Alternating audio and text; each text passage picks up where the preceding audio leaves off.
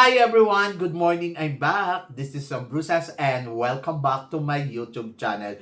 Oh my gosh, this is it guys, pag-usapan natin ngayon. Reviewin natin ang naging performance ng mga pambato natin dito sa Miss and Mr. Supranational. Yan ang tatalakayin natin ngayon. But before anything else, hello Philippines and hello beautiful people. Mabuhay! Kamusta kayong lahat? Sana lahat po kayo ay okay at safe ngayong araw na ito. At syempre sa lahat naman ng mga bago nating subscribers dyan, hello po sa inyo lahat. Maraming salamat guys sa pag-subscribe ninyo. Syempre dito sa channel ko at syempre sa lahat naman ng makasolid na makamamasam dyan na laging sumusuporta dito araw-araw, lagi-lagi. Maraming salamat guys sa inyong lahat. Syempre usapang Mr. and Miss Supranational tayo ngayon. So pag-usapan natin ang Team Philippines. Yes, kamusta ang naging performance nila? Kamusta ang resulta? Kamusta ang Team Philippines? Malakas nga ba ang naging laban nila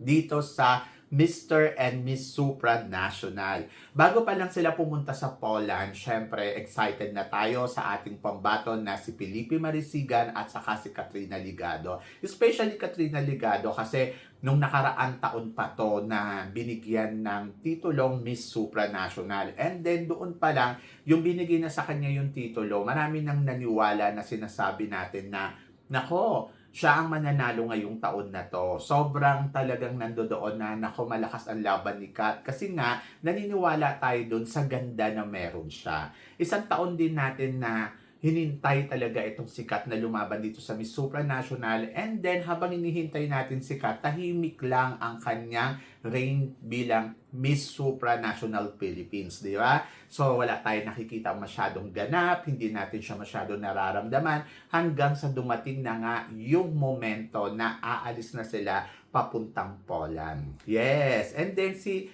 Felipe Marisigan naman, syempre, kakapanalo lang din naman neto sa Mr. Pilipinas Worldwide. And then, ayun. So, marami ding natuwa ng ibigay sa kanya ang Mr. Supranational. Paano naman kasi sa ganda ng katawan ni Felipe at saka sa ganda ng height, di ba? Talagang masasabi ko, in fairness, kahit ako naglaway talaga ako ng bonggang-bongga kay Felipe during doon sa Mr. Pilipinas Worldwide. And then, yes, kumbinsido ako na ang pambato natin sa Mr. Supranational ay kayang mag-penetrate ng bonggang-bongga sa kompetisyon. And then, ayun. So, syempre, hinintay natin yung momento nila na lumaban na dito sa Mr. Supranational. So, syempre, hinambing natin si Katrina at saka si Felipe sa iba't ibang kandidato o kandidata dito sa Miss Supra or Mr. Supranational. Pero nung during ng press con, kasi nga di ba nagkaroon ng Supra chat, medyo parang nag-doubt yung iba kay Katrina Ligado dahil nga sa performance niya sa Supra chat. Marami na nagsabi, nako, mukhang hindi mananalo si Kat kasi hindi naman magaling ang kanya naging performance doon sa Supra chat. So nagkaroon ng doubt yung doon sa time na tinatawag na ay mukhang siya yung mananalo, di ba? And then unti-unti hanggang sa umalis na sila. So, ito nga, yung press con nila, medyo marami din ang hindi nagustuhan ang eksena ni Kat. Kasi nga parang si Kat, kung titignan mo, excited na aligaga. Oo, parang hindi pa siya ganun ka-prepared. And then, hanggang sa pumunta na nga siya ng Poland. Naunang umalis si Kat, tapos pagdating niya sa Poland, ayun na. So, doon na natin nakita yung kanyang mga eksena. Katulad na lang, syempre, yung styling niya. Tapos, yung kanyang mga pasabog araw-araw. May mga nabasa akong komento na, nako, ang damitan naman ni Kat ay hindi pang supranational. Ayun, may mga nabasa akong ganon. May nabasa din ako na sobrang nahihinaan sila sa eksena ni Kat kasi nga hindi nila nakikita na pa-under si Kat. Yung energy ni Kat, nakukulangan sila. Ganon yung mga komento. Hanggang sa, ayun na nga, so si Kat, unti-unti nakikita natin na talagang focus talaga siya dito sa competition. Simple lang ang ipinakitang atake ni Kat. Hindi siya katulad ng ibang candidates na talaga ariba-ariba. Siya sobrang simple lang. And then, pasabog lang siya everyday. Ayun yung napansin ko. And then, ayun. So, hanggang sa dumating na nga sa preliminary competition, at syempre, marami nang natuwa kasi nakita nila yung energy ni Kat na unti-unti na talagang umaangat. So, kung papansinin mo, ang laban ni Kat ay talagang ano talaga, kumbaga parang maraming maraming nagdududa, marami din naman yung parang umaasa, di ba? Doon sa ano sa top model, syempre ayun yung unang-unang competition ng Miss Supranational na talagang inabangan talaga ng lahat. Pero marami din na na-disappoint na hindi nakarating si Kat sa top 5 ng Miss Supra top model, di ba? So medyo parang ano ang dami ng hinayang, ang daming nagduda na parang, okay, hindi na talaga ito mananalo. Pero ako sa kabilang banda, ang sinabi ko talaga na lumiit yung chance ng Pilipinas na makamanalo tayo. Pero may chance pa din at talagang ini-encourage ko yung lahat na kumapit lang sa chance na yon. Pero syempre, pagdating naman sa kalalakihan, ang ating Felipe Marisigan, naging maganda ang takbo ng kanyang kompetisyon dahil pagdating pa lang doon, talagang paandar na si Felipe, nararamdaman na natin na nako, mukhang pumapalo si Felipe, mukhang kayang manalo sa competition na to. Hanggang sa dumating ngayong top model na nakarating sa top 5 si Felipe, maraming na-impress sa totoo lang kay Felipe. At maraming nagsabi na si Felipe kaya talagang manalo sa competition. Dahil nga, syempre, bukod doon sa height niya, bukod doon sa nakikita nating galing, ay talagang pinagkakatiwalaan na natin si Felipe na buo na yung loob natin na mukhang mananalo si Felipe. Samantalang naman sa ating pambato sa Miss Supranational, marami nagsasabi na nako, baka hanggang top 20 lang ang ating pambato, top 24. Swerte na daw kung makakarating ng top 12, di ba? So, yon. So, maraming nagsasabing ganon. Nakikitaan natin yung lakas ng ibang candidates more than syempre, kay Katrina Ligado.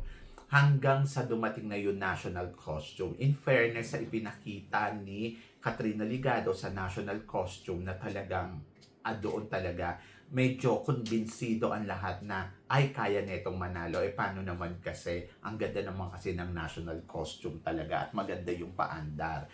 Doon sa preliminary competition, in fairness naman kay Kat, nilaban niya talaga ang sarili niya doon sa competition na yon. Naging maganda ang performance niya sa swimsuit.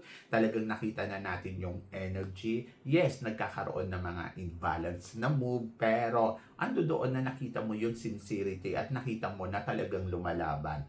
And then, pagdating naman sa evening gown during preliminary, marami na impressed doon sa gown na suot-suot ni Kat. Pero yung iba, nagduda din na parang aluwang sa kanya.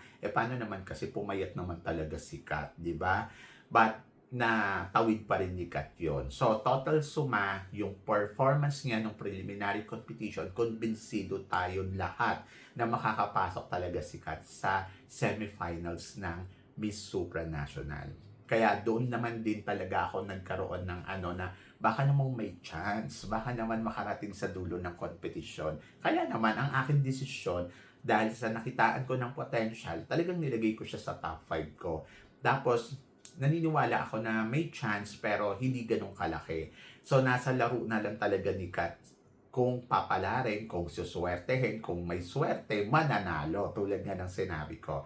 Pero in fairness naman kay Kat, talagang nung during ng finals night, ay nako, boom, pasabog. Pasabog sa swimsuit, ang ganda ng swimsuit, di ba? Ang ganda din ng performance niya. Tapos pasabog din siya sa evening gown. Talagang yung evening gown talaga ang naging remarkable or naging highlights ng laban ni Katrina Ligado kasi naman kakaiba naman talaga yung kanyang evening gown na gawa ni Rian Fernandez at masasabi ko job well done, di ba? So ito talaga yung nagpatodo talaga kay Katrina Ligado. Maganda din yung styling na tinaas niya yung hair niya, maganda din yung makeup, and then performance nakakaraos at naitatawid niya talaga ng bonggang-bongga. Maraming nag-abang sa Q&A ni Kat pero siyempre, naitawid to lahat ni Kat mula sa top 12 hanggang sa top 5. At ang pinakabongga dito, siyempre, yung final question nila na nasagot ni Kat ng bonggang-bongga na tumbok talaga At yun yung dahilan kung bakit nga nakuha ang corona ng Miss Supranational. So, kung i-evaluate mo yung performance ni Kat, sobrang nandoon yung pagdududa dahil wala tayong nakikita talagang panalong galawan. Pero sa kabilang banda, ang natutunan ko dito ay, alam mo yon na parang don't underestimate talaga yung kakayahan ng isang candidates kasi hanggat wala pang nakokoronahan, hanggat wala pang winner, pwede pa rin manalo sa kompetisyon. So, dito din talaga tumanim sa utak ko na ang laban ng isang kandidata, kung destiny mo to, mapupunta sa iyo to. At kung may luck ka nung gabing yon, hindi imposible na sa iyo mapunta ang corona. Diba? So, ayun yung nangyari kay Kat. Kaya masasabi ko, ang laban ni Kat ay know when to pick. So, yon, ganun talaga. Marami na nagsasabi na, pangit yung discarding know when to pick. Pero kasi, yung discarding na yan, nagiging effective sa ibang candidates. Maaaring hindi sa lahat, pero sa ibang candidates, umo-obra siya. Diba? At katulad ni Kat, ayun yung ipinakita niya, know when to pick. At nakarating naman siya sa dulo ng competition. In fairness, di ba? And then, syempre, punta naman tayo dito kay Felipe Marisigan. Marami nag-e-expect kay Felipe na ito ang isa sa mga talagang stronger candidate dito sa Mr. Supranational. At maraming nagtitiwala na kaya ni Felipe mag-penetrate hanggang sa dulo ng kompetisyon. At higit sa lahat, kaya ni Felipe Marisigan na manalo sa kompetisyon. So lahat naman tayo, yun yung tinitignan natin. And then in fairness naman, kahit di naman ako doon din ako nakafocus, kaya nito manalo. At ayun, dumating nga tayo sa punto na talagang inabangan natin. Ang pagkakapanalo ni Kat, isa yun sa mga naging kay Felipe. Kumbaga parang challenge. Sa sobrang challenge. So, for sure, na-pressure si Felipe dahil ako sa totoo lang nawala yung momentum ni Felipe during finals night. Maganda ang naging performance niya during preliminary, top model, sa simula ng competition. Pero kasi hindi niya to na consistent. Yung consistency nawala. Tapos nawala yung focus doon sa competition. Tapos nawala yung tiwala niya sa sarili niya, yung confident na tinatawag. Kaya ang reflection sa kanya, parang nawala yung aura moment. So yon, ayun yung nakita ko kay Felipe. Malakas si Felipe, matuturing ko na malakas si Felipe, pero kasi yung challenge kasi na paano mo makukonsistent yung sarili mo, ayun yung masasabi ko na hindi pa enough si Felipe talaga dahil hindi pa ganun ka-strong yung kanyang confident na kaya niyang makarating hanggang sa dulo ng competition. Yung tiwala niya sa sarili niya. Nagkaroon siya ng pagdududa sa sarili niya. Kaya ang ending ay hanggang top 24 lang siya or hanggang top 20 sa first cut lang at hindi na nakarating doon sa second cut. Na in fairness naman, kay Felipe, nilalaban naman ni Felipe. Sa totoo lang, nilalaban ni Felipe. Tinatry ni Felipe yung best niya. Pero hindi talaga obra. Hanggang dun lang talaga. Kasi nandoon na nga yung naunahan na siya ng takot. Di ba? So yun, since hindi niya natawid, hindi niya na consistent yung kanyang mindset na, no, ako ang mananalo dito. Malakas si Felipe, sa totoo lang. Nakita naman natin yon. Pero ayun nga, dumarating talaga sa kandidato. At yun talaga yung dapat na piniprepared. Kung mariremember ninyo yung sinabi ni Pia Words ba, you need to have strong mind talaga. So, strong mind and strong heart, ganon. So, nagkulang dun si Felipe. Dahil siguro, kulang pa sa experience, bata pa, so yun. But job well done kay Felipe. Kung hindi nanalo si Kat, I think kaya ni Felipe ipanalo ang competition. Pero kasi sinuwerte na tayo kay Kat By the way, so ako para sa akin, it's okay. So, syempre hangad natin yung pareha silang mananalo. Pero ganun talaga. But masasabi ko ang Team Philippines ay ginawa nila ang lahat ng kanilang makakaya para sa competition na to. Masasabi ko ang Team Philippines this year ay talagang malakas. Malakas. malakas sila kasi nagawa nila talaga na lumaban ng todo-todo, di ba? So, yon. So, congratulations sa team natin. Ako, kahit hindi narating ni Felipe Marisigan yung top 5, masasabi ko pa din na job well done talaga ang Team Philippines. At sa mga bumubuod sa kanilang kompetisyon, maraming salamat kay Katrina Ligado na talagang ito na, inauwi na yung corona ng Miss Supranational. At saka syempre, dito kay Felipe Marisigan na tinry naman niya yung best niya na masungkit ang titulong Mr. Supranational na biguman. Pero malay ninyo, better luck next year, di ba? So yon, sa organization ng Miss Supranational, maraming salamat sa pagtiwala ninyo, syempre, sa Pilipinas na ibalik ang corona ng Miss Supranational. And then, let's see kung ano ang magiging journey ni Katrina Ligado ngayong taon na to. So yon, so syempre sa inyong lahat, ano naman ang masasabi ninyo dito sa ating Team Philippines? So kayo ba ay nalakasan?